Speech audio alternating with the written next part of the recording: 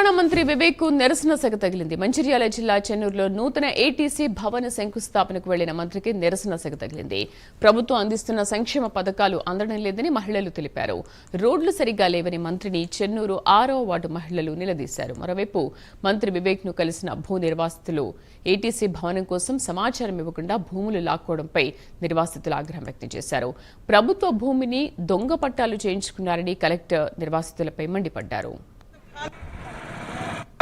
పైసలు ఇవ్వలేదా చెప్పండి. నాకు తెలిసి ఎవరెవరికి పైసలు ఎవరెవరు ఇచ్చారు.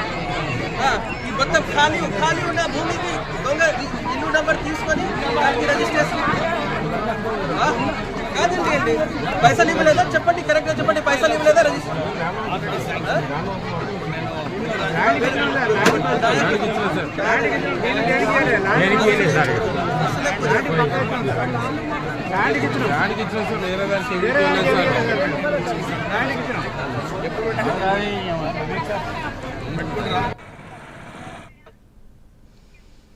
తెలంగాణ మంత్రి వివేక్ కు నిరసన సెగ తగిలింది. మంచిర్యాల జిల్లా చెన్నూరులో నూతన ఏటీసీ భవన శంకుస్థాపనకు వెళ్లిన మంత్రికి నిరసన సెగ తగిలింది.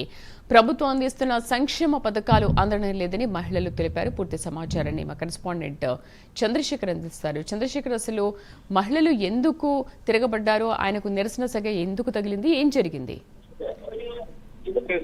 ఏదైతే మంచిర్యాల జిల్లాలో ఈరోజు అయితే మంత్రి వివేక్ పర్యటన అయితే కొనసాగుతున్నాయి. దీంతో మంచిర్యాల జిల్లా ముఖ్యంగా చెన్నూరు పట్టణంలో తన సొంత నియోజకవర్గంలోని ప్రజలే నిరసన సెగలైతే తగిలాయని చెప్పవచ్చు. ముఖ్యంగా అయితే మహిళలు అయితే అడ్డుకునే ప్రయత్నం చేశారు. దాంతో కొంత విద్యా వాతావరణం ఏర్పడ్డా కూడా స్థానిక కలెక్టర్ కూడా అందుబాటులో ఉంది. దీనికి సంబంధించి ఏదైతే ఏటీసీ అడ్వాన్స్ ట్రైనింగ్ సెంటర్ కు భూమి పూజ కార్యక్రమానికి వచ్చిన మంత్రి వివేక్ అయితే దానికి సంబంధించిన ఏదైతే 6వ వార్డు మహిళలు అయితే ప్రభుత్వం అందిస్తున్న సంక్షేమ పథకాలు మాకు అందడం లేదు, మరియు రోడ్లు డ్రైనేజ్ వ్యవస్థ సరిగ్గా లేదని అయితే మంత్రి నిలదీయడం జరిగింది. దీనికి సంబంధించి ఇది మహిళలు మద్దతుతో కొంచెం వాగ్వివాదాలు అయితే చోటు చేస్తున్నారు. ఆ తరుణంలో ఏదైతే ఏటీసీ సెంటర్ కు ఇచ్చిన భూ నిర్వాసితులకు కూడా కనీసం వారికి సమాచారం ఇవ్వలేదు.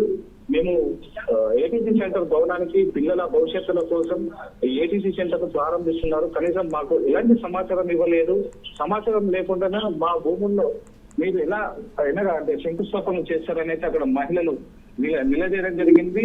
అదేవిధంగా ఏదైతే ఈ దొంగ పట్టాల పేరుతోటి కొన్ని భూములను అక్రమంగా దొంగ పట్టాలు చేపించుకున్నారంటూ ఇటు మహిళలు కూడా వాదించడం జరిగింది. దీంతో పాటు అక్కడ మంత్రికి అయితే ఇటు మహిళలతో ఇటు మంత్రిని నిలదీసిన పరిస్థితి అయితే ఏర్పడ్డది. దీంతో కొంత అక్కడ కలెక్టర్ అయితే సర్దుమణిగా ప్రయత్నం చేశారు.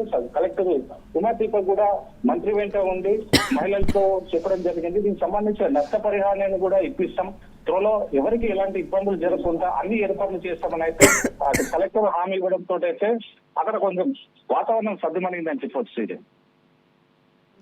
Thank you.